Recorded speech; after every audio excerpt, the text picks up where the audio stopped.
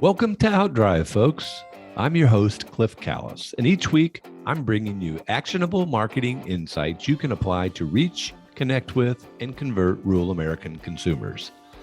Outdrive is powered by Callis, a full-service advertising agency with a focus on marketing rural America. Callis offers a wide range of integrated marketing services, including website development, search engine marketing, social media, video, and digital. We develop strategic and creative campaigns to build your brand and your business, and you can learn more about us at ecallis.com. Now join me in the front seat as we head out on the road to success. Let's go. Hey folks, welcome to Outdrive. We've got another great story to share with you today about life and work in rural America. People who may not be familiar with this part of the country might not realize how culturally diverse it is and how many entrepreneurs, young and old, who are pursuing their dreams of owning their own business. You know, it's easy to start a business today, but it's challenging to grow one and make it sustainable. Many times, entrepreneurs may have a great idea and the drive and determination to see it through, but they may not have the resources or expertise to do what it takes to be successful. They have the passion, but they may need help to fill in the gap in their experience. And that brings us to our guests today. Darline Mabins and Duan Gavel are leaders of the Multicultural Business Association of Springfield, Missouri. MBA's mission is to promote economic development and business opportunities through advocacy, networking, and capacity building for women, minority-owned businesses, and entrepreneurs. Darline is the executive director of the organization, and Duan is second vice president, in line to one day be president. Both have a real passion for helping people, and MBA does just that. Listen in and learn about MBA and how they're working with over 100 small businesses and entrepreneurs in Southwest Missouri to help them succeed in business and in life, and how they're using a variety of marketing techniques to do it. Welcome to Outdrive, Darline and Duan. Thank you. Thank you. I've been excited to have you on the program. I know that you have a lot to share with our audience today, and we want to talk about the different paths that you have led to get to where you are today. Certainly want to talk a lot about the Multicultural Business Association in Springfield and everything that you guys are doing. But before we go down those roads, let's start and just have you tell our audience a little bit about yourselves. Darline, let's start with you. Well, thank you for having me. I'm excited to be here and speak with you this morning. My name is Darline Mabins. I'm the executive director for the Multicultural Business Association. I'm also the community diversity equity director for Community Partnership of the Ozarks. Multicultural Business Association is now a program or under the umbrella of CPO, which is Community Partnership of the Ozarks. And I'm excited to be here. I've been in Springfield 23 years and have 4 Springfieldians of my own and in the school system, and happily married as well. Don't want to leave my husband out. It's a team effort, isn't it? It is very much. You mentioned that you went to Springfield to finish your education. What inspired you to go down the road of fine arts? I have always loved art, and it was actually my high school ceramics teacher. And I took it just on a whim of thinking, okay, I'll just take ceramics. And she just said, you should really make this your goal and go to college for this. And honestly, before that, I thought about college. I didn't think if it was something I really wanted to do, but having that opportunity to use the fine arts to get an education propelled me, and getting awards and entering contests didn't hurt either. So I actually ended up at Missouri State because of art, because I went to their Fine Arts Academy one summer, my junior year. And because of that, I ended up at Missouri State finishing my degree in ceramics. So do you continue to put your talent to work? I wish I could tell you yes, Cliff. It's in my heart, but with kids and work, and it's kind of taken a back seat. But I am very hopeful that somewhere in my life, once it slows down, that I'll be able to pick up some clay or a charcoal pencil and do some drawings. That'd be great. Put it back into the front seat, right? Exactly. So, what led you to your position with the community partnership? I was in banking for about 2 decades here in Springfield in retail management, and the opportunity came up as I was the part-time executive director for MIB, now Multicultural Business Association. And I just thought it was a perfect union. The focuses were the same as far as building our community around inclusion, finding ways to give visibility to our small multicultural business owners, and with CPO's community focused mission statement, it seemed perfect. So they were willing to let me do both. So I of course said yes, I would love to join the CPO family, and it's been great since. Awesome. Well, we'll hear more about that here in a little bit. Duan, if I understand it, you have degrees in both physics and IT. Yes, I do. 20 years ago, I came to Springfield, Missouri from Kansas City, Missouri. Came down here for college.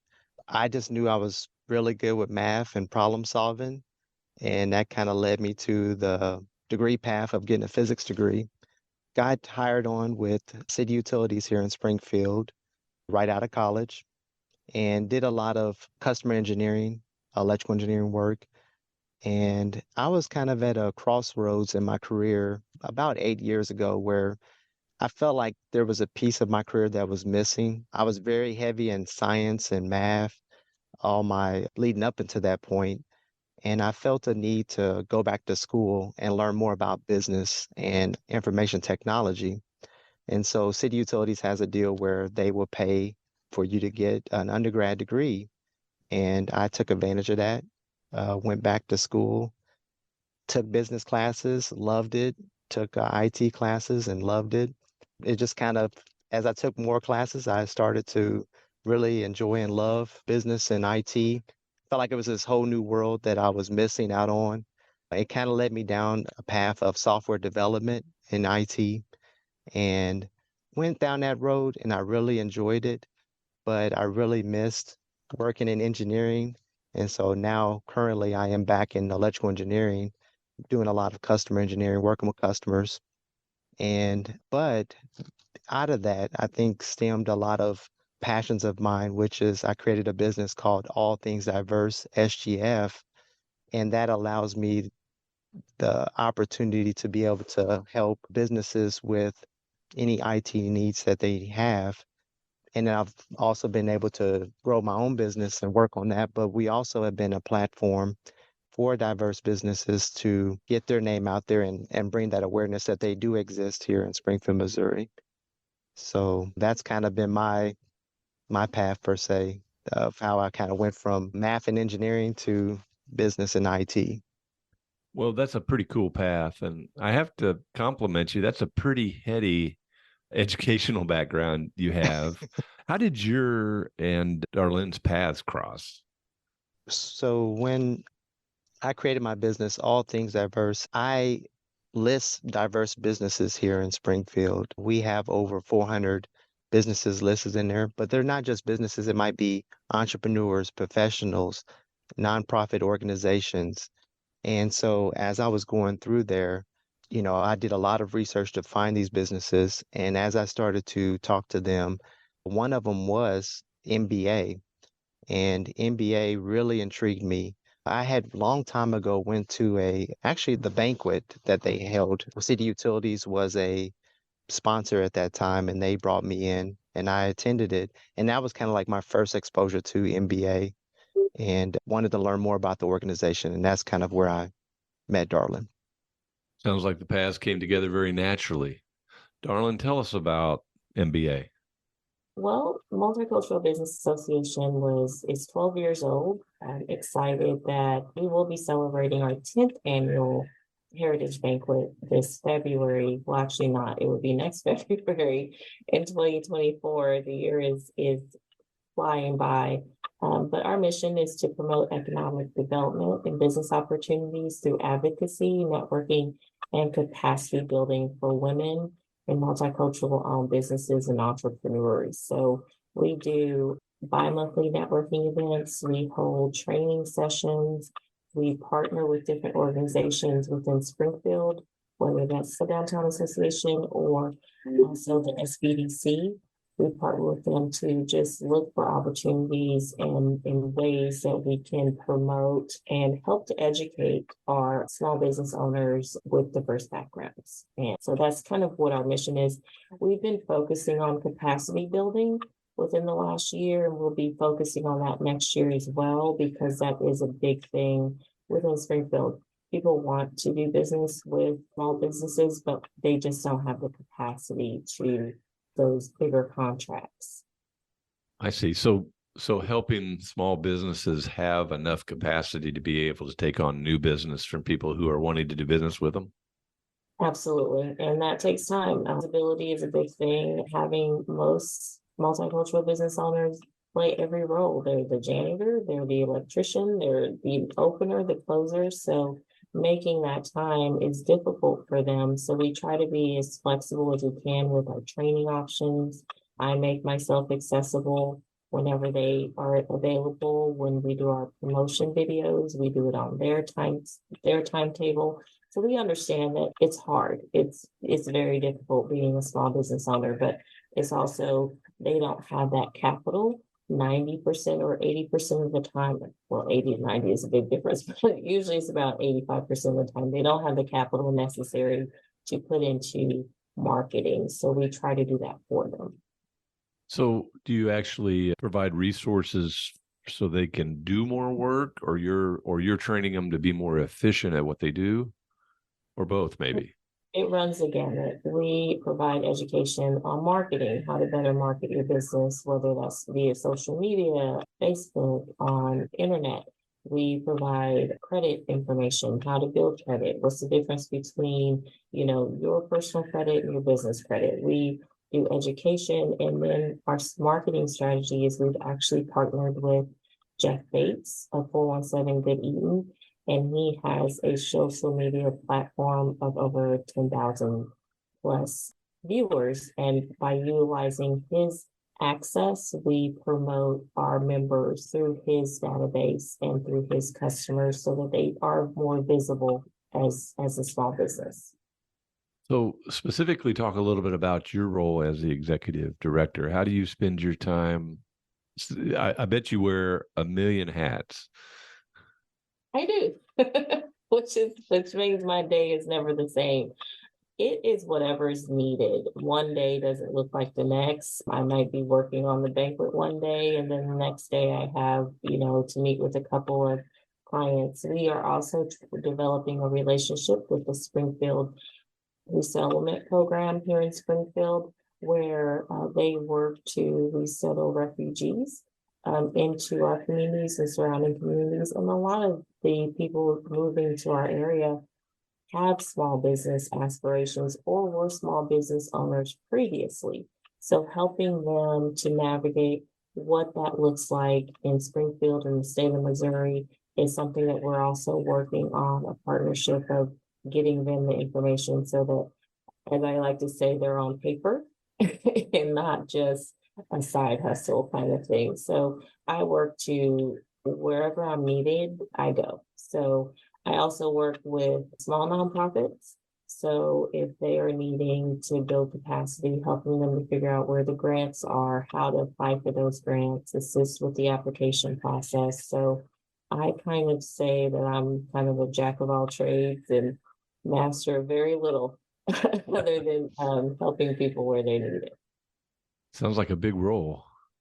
So Duan, as a board member, how do you participate? So kind of back to my statement I made earlier, as I started researching and talking with businesses, I realized that I had a skill set, which was information technology, that all of these businesses needed, and a lot of them didn't have access to it. They needed to learn more about marketing, social media, how to build a website. Some of those basic things were missing. And so when I got with MBA, I kind of came to that organization as how can I help in those ways? I knew I had some skill sets that maybe I can help. I could help get the word out about MBA, letting them know that these resources are available to them as a business owner. But then also help our organization grow, and then give me access to those small business owners that need help. And I could come in and be like, the way I can help them is if they need a website or information or point them at least in the right direction.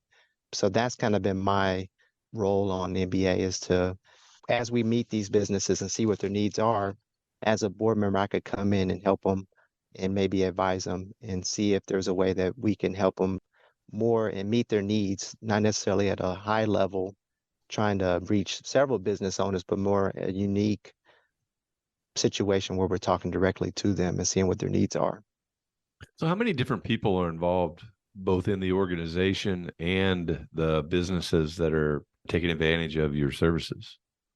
We have a board. We have 10 active board members on the Multicultural Business Association board. And as far as our businesses, we have over 100 plus businesses and community members that are part of our newsletters, our networking, our marketing and training or educational programs. So there's a lot of people that are in and out. Our organizations, again, because we are working to be flexible around our demographic of customers, or I guess would they be customers, Duan, or would they be members? It depends They're on members slash customers. we try to be flexible, so it varies. We have over 100 between everything that we do. That's impressive. So, where does your support come from financially? It comes from the community. It comes from long-standing sponsors within the Springfield nonprofit and for-profit sector. We try to maintain and communicate out what we're doing with our social media platforms. There hasn't been an annual report in the past, but we are working on getting that published first thing next year to kind of show everybody what we're doing. And we're also involved in the Juneteenth Festival. There was a 3-day event last year in Springfield for Juneteenth that I was able to partner NAACP of Springfield with, and that was a huge success. And so it's not we're trying to work with not just business owners, but also our multicultural community and elevating them and showing their value here in Springfield. So as far as support goes, I have great board members that are active. Duan actually has taken a lead role in our social media and our website platform, so I'm very thankful for that. We have board members that have helped with the event planning for our networking and marketing, so I'm thankful for that as well. So and other than that, I am kind of a one-woman multitasking show. It's delegating. I like to say I'm an expert delegator because I know that I have that support from the board that I need for the organization. So everybody kind of, picks up the pieces where something is needed to be done. Sounds like a great team. It So, is. if somebody is listening now and they're interested in either learning more or getting involved, or they need your help, what would you encourage them to do? Reach out to myself. I am at Community Partnership with the Ozarks. I'm the only Darline there. So they can reach me there. Go to our website, mbasgf.com, to get more information about our organization. We're also on Facebook, Instagram, if they're needing to reach any of us, or if they know one of our board members. We are a tight-knit group, so everybody has everybody else's cell phone number. So if there's something that we can help with, we definitely work to get that connection done. So you mentioned that the 10th annual Heritage Banquet is coming up. Is that open to the public? Absolutely. It is open to the public. We have the save the date out there. We're excited to have 2 speakers this year coming out of Washington, D.C. William Teal will be one of our speakers. He is a young entrepreneur that was able to get the largest government contract. And what was that, Duan? 1.9, was it million? Million? Yeah, $1 billion is going Yeah. to be here to speak with us because, yeah, I'd like to know how to do that if I was a small Same. business owner. We're very excited. It's our 10th annual meeting. It will be at the Moon Crossing on down by the fairgrounds. And we have the save the date out there. We will be getting more information about purchasing tickets and purchasing sponsorships or tables here this week. And they'll be able to do that on the website. Yes, sir. Yes. Awesome. There you go, folks. There's your invitation. So you've been at this 12 years. Sounds like you're growing. What's your vision for this organization? Where are you taking it? Do you have a vision for what's down the road? I'd like Duan to take that question since he's an incoming vice president, will be the president of the organization. I'm the ED, so I kind of put my feet to work where the vision leads me. So I'd like to hear what his vision is for the organization. My vision really stems from me talking directly to small business owners. I feel like they need help and support. They have resources that they're needing, and they might not necessarily know where to get those resources from, or they might not have the capital for it. And so I think me coming on to the MBA, my focus has been to, one, let those businesses know that we exist and that we're there to help them. And then once we do plug in with them, that we can support them uniquely to their needs and help their business grow. We want them to thrive and to grow and to be successful. And I think that makes a stronger Springfield. So moving forward, I think we'll continue to try to reach more and more members, support them, and support their businesses. And then I think that plays right into what Darlin was saying, which is capacity. Once they're a successful business and they have the tools that they need to grow, then they could take on those bigger contracts and more work, and they're growing and thriving as a business. So I think we have to start small and directly with each individual business, but then we can then say we have a large group of businesses that can take on large contracts and get more successful as a business and grow. So I think it starts small and then finish up big. It's kind of been my focus when being on MBA. You have to be incredibly busy. You have full-time job. It's a heady job at that. And then you're doing all these other stuff. How do you find the time to do it all? Well, a long time ago, so when all of this started, when I went back to school to study business and IT, me and my wife had a long conversation about what we wanted to do in the future and where we were headed. And we really felt like, I've been in Springfield for 20 years. And so, you know, easily 12 of that, I felt like I really wasn't plugged into the community. I was just going to work and back home, go to grocery store back home. But we were like, we need to really get plugged into the community. We're going to be here possibly till I retire. So we need to invest in our community. And we have young kids that are in the school districts. They're going to be, growing up in Springfield, Missouri. So we really made it a mission of our family to give all of our energy, our time to the community. And that's really paid off. I feel like that the more we pour into our community, the more we get out of it and the more connections we've made. And it's really helped us kind of as a family. We feel like if we do have a little bit of time, we should give that to the community outside of, our kids, our family at work. And it's really paid off. So it's kind of our family mission. So that's why it's okay to go away for a few hours and help someone with a business or in the community because it plays right into our family values. Well, I think that's a great philosophy. I wish everybody had that.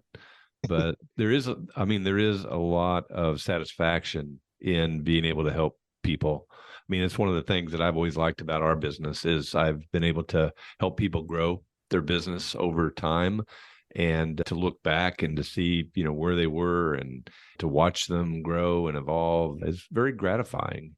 And then also giving back either to nonprofit work or those who are in need because there are so many in so many different, areas.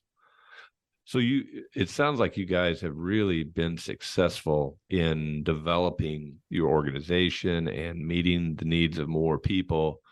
I'm sure it hasn't always been easy. What are maybe some of the challenges that you've overcome during that time or that maybe face you today? I think as an organization, any nonprofit, and we are a 501(c)(3) nonprofit organization. So any nonprofit, there's always you have more need than you have a budget. And that's why, as Duan says, I'm thankful for our board members because they're not a paid board. They're not being compensated for what they're doing.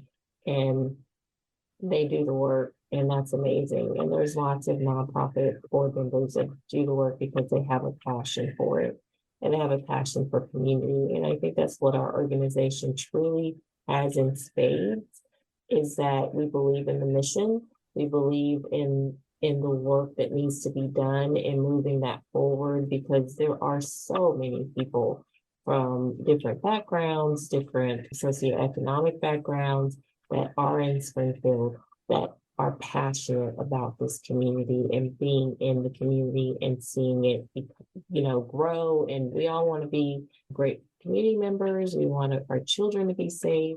We have the same values as so many other people. So I think that's the biggest thing with us is that finding and getting the help we need and to make all the ends meet, if that makes sense. And that has been one of our bigger challenges and funding because our programs are free. They're 100% free to people coming in. We don't have anything that we charge individuals for as far as our trainings or our networking. We do have now the Heritage Banquet is a fundraiser, just full disclaimer, that is not free. It is open to the public. It is not free. There is a cost for tickets and tables because it is our biggest fundraiser, but membership is we try to keep that low and reasonable for people wanting to join the organization because the most important thing to us is community and building connections with multicultural business owners to the Springfield community and to each other. I can hear the passion in your voice, both of your voices for what you do. What's the best part of what you do? Success, seeing successful businesses, seeing them open year after year. That is the best part of what I do. I see people excited about a training or coming out and saying, oh my gosh, I learned so much from this session. It makes it worth the time. It makes it worthwhile. And that's what we're here for is to make sure or help sustain and build the small businesses here in Springfield because, Springfield has a very strong small business community and it's built on multiple small businesses. So it's part of our makeup in our community. So we're just trying to help elevate that to also our multicultural business owners. In the 80s, we had a very vibrant and strong capacity within our multicultural businesses, and that kind of waned in the 90s and then in the 20s. So we're working in the 2000s, not the 20s. We're working to really strengthen that and revitalize that. And as Duan says, it just makes our community that much stronger. That's awesome. Duan, you have anything to add to that? Yeah, when I first meet a business owner and they're trying to get everything figured out and they don't quite know what the next step is, it's really good to come in and say, maybe, hey, this is the next step, or give them tangible things they can maybe do and it be really successful and has a big return on investment to them. It's really rewarding to see, like you said, where they started and then kind of where they're at year and year and their businesses continue to grow and they're still open because I'm a very statistical mathematical person and I know all the statistics that of how tough it is to keep a business open. Most businesses are not successful and it might just been they didn't connect with the right person or the right resource and that information they needed to get to the next level and that support that they might have needed in that tough time. So it feels really good to be able to provide that to them. And like I said, the most important thing is to let them know that it's available to them. And do you guys serve just the city of Springfield, or is it Greene County, or is it reach out? How far? We have members in Branson. So we're not just in Springfield. We are in the Ozarks. We have members in Nixa. We have memberships in, I want to say Republic. I believe we have a small restaurant in Republic, but Yeah. we will travel. We will come to you and help you with your business. Because I mean, that's what it's about. And with social media and technology, we can communicate with people anywhere and everywhere, but we try to make sure that we're accessible to not just Springfield, but the communities surrounding Springfield as well, because there's people opening businesses in these communities as well. And it's not in Springfield. We talk about our multicultural footprint here in Springfield, and it's not large, but it's even smaller in the areas surrounding us. So we want to be accessible to them as well. That makes sense. So, the focus of our podcast is marketing to rural America. And, when I think about Springfield, I think about a really nice sized city in the heart of rural America. And then, by definition, they say that rural America is anything 50,000 population or less. So really most of the United States. When I say the words rural America to you, what kind of thoughts and images come to mind? Duan, let's start with you. Right. The first thing that came to my mind was trees. So I come from Kansas City, Missouri. I consider myself kind of a big city person. And when I came to Springfield, it did seem a lot smaller and it did have that roar feeling to it. I felt like it was a big little city, is what I called it. I heard a lot of people say that it had the big city numbers, but the little city, little town feel to it. And so that's kind of what I think too is a lot of land, a lot of trees. But I think there's a piece that I've learned though, is there is a strong community part. Even though you might have a lot of distance between you and maybe your neighbor, they know the neighbor's name and they have that good connection. And so I think of togetherness as well. It's great. Darlene, I know you came from Kansas City as well. What's your perspective? It's funny because I have family in New York on the East Coast, and I was telling the board when I was flying back from visiting them that the first thing I noticed was the farmland, because when you're flying over cities, you don't see a lot of farmland, you don't see a lot of green. And when I was flying back into Springfield, that is what struck me and it gave me peace, honestly. It's different and you don't realize it till you're not here.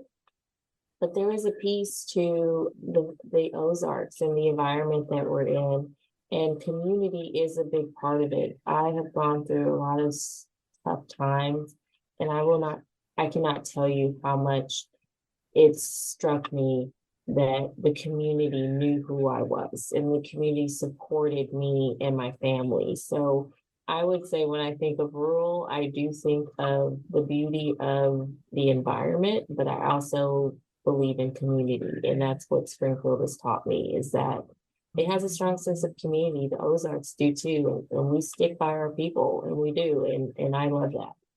I love that To the point where perspective. I've actually recruited my brother to move here from from military service. I've sold him on the Ozarks, so he's looking for somewhere to stay. So you can't you can't replace that in this age. Is community is important.